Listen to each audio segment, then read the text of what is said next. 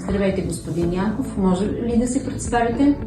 Здравейте, казвам се Явор Янков и съм дребен земеделски производител, като съм регистриран като такъв от 2016 година.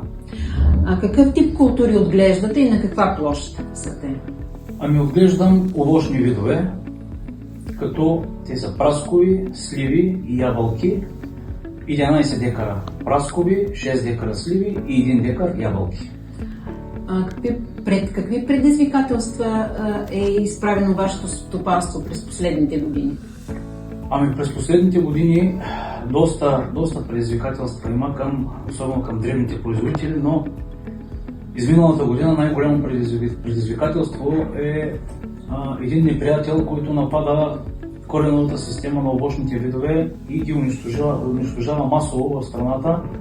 Това е неприятела черна златка, който вече повсеместно навсякъде е разпространен в нашата страна.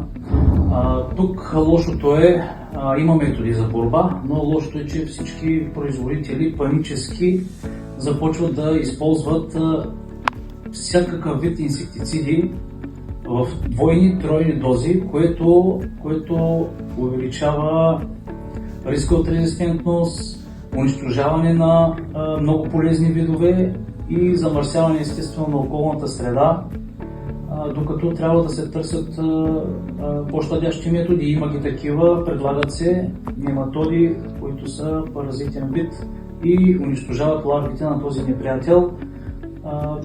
Има единствено едничък проблем при използването на този метод за борба, че трябва задължително да има напояване в градината, овощната градина, която ще третираме с тези нематоди.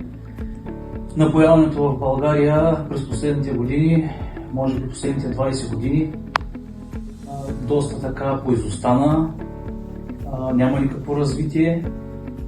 Климатичните промени може би водят и до това, намаляха количествата валежи, язовирите са полупразни и това се явява вече проблем не само за борба с този неприятел, където там е необходимо напояване, но е вече и проблем и за градините, където го няма този проблем с черната златка, но изискват напояване през летните периоди, когато наистина става много горещо, няма валежи около месец и половина-два. И аз съм свидетел как дърветата започват да загиват дори от сушата. По-малки дръвчета съм виждал в моята градина, по-малки, които загинаха точно поради тази причина от липса на вода и напояване. Обмислям за бъдеще да се опитам да направя абсолютно всичките си площи с изграждане на капково напояване. За момента единствено градината с праскови има изградено капково напояване. Господин Янков, използвате ли технологии за прецизно земеделие, като софтуери, дронове, софтуер за анализ, GPS системи, сензори и подобни? За съжаление, много бих искал. Много бих искал да я използвам, но не ми стигат ресурсите. И, както казах в началото, аз съм дребен производител, който не може да си позволи да инвестира по-голяма сума пари, тъй като де-факто може би няма да има възвръщаемост на тази сума, която ще бъде инвестирана. Приходите в моето предприятие са около 7500 евро годишно, което е твърде малко, за да си позволи един дребен земеделски производител да закупи техника на стойност порядъка на 50-60 хиляди евро. Абсурд. Само финансова ли е гледната точка, от която не дава възможност за внедряване на новите технологии, или на друго място откривате бариери за тяхното внедряване? Бариери има още, разбира се, че има. Бариерите са много в последните години. Специално при мен в овощарството вървят нещата надолу, като приходи. Климатичните промени оказват влияние, добивите се занижават много и няма сигурност, което дори не ми позволява да си помисля за кредит, примерно, за да закупя такава техника. Извинявайте, а събирате ли данни за влагата на почвата, за времето, за добивите? И ако събирате такива, как ги използвате?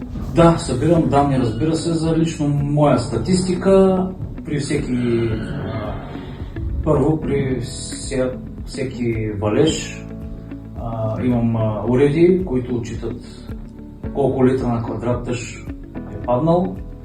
Имам също уред, който меря влажността на почвата и при необходимост в градината Праско, където имам капко напояване. Разбира се, използвам услугите на напоителни системи и напоявам. И за добивите също ориентировъчно, аз преди малко за това споменах, че всяка изминала година добивите вървят надолу. Точно тези статистики си ги използвам, за да видя през годините на къде вървя и какво мога да направя, за да подобря нещата. Използвате ли, господин Янков, различни платформи, от които можете да черпите анализ и прогнозиране на дейността или селско-стопанската ви дейност? Ами на този етап не ползвам. Вие самостоятелно се правите анализ и такова прогнозиране. Какви технологии в бъдеще бихте искали да внедрявате и са ви необходими за вашата дейност? Ами може би... Вие споменахте за капковото напояване. Да, за напояването ще направя останалата част от градините си да бъдат с капково напояване. Много бих искал, примерно, за пръсканията да имам, примерно, един хубав дрон, който да ми помага за тази работа, тъй като дори аз в момента пръскам с трактор, агрегатирана пръскачка към него с защитна кабина, херметизирана, но колко да имам досег до препаратите, мисля, че с дрона ще бъде по-безопасно и за мен, и като цяло за природата, тъй като с пръскачката всички знаем, тук капка, тук замърсяваме, там замърсяваме. Мисля, че с дрона ще бъде чисто съобразно, нали, от гледна точка на замърсяване на природата и също по-качествено, предполагам. Господин Янков, каква подкрепа, от какъв характер бихте искали да можете да получите, за да можете да се справите с климатичните промени? За климатичните промени... Финансова, обучителна, технологична? Може би нещата са ръка за ръка, може би имаме нужда и от финансова, и от обучителна. Колкото знам, има такива в момента пуснати дори програми, проекти, където за кандидатства за модернизиране на стопанствата, за изграждане на напоителни системи. Тук възниква друг проблем, че примерно на мен ще ми струва около 2500 евро и никой проектант няма да се захване, защото съм дребен и никой няма да се захване да се занимава с моите 2500 евро. Тоест сумата е малка и ще кажат, няма да те одобрят, защото искаш малко финансиране.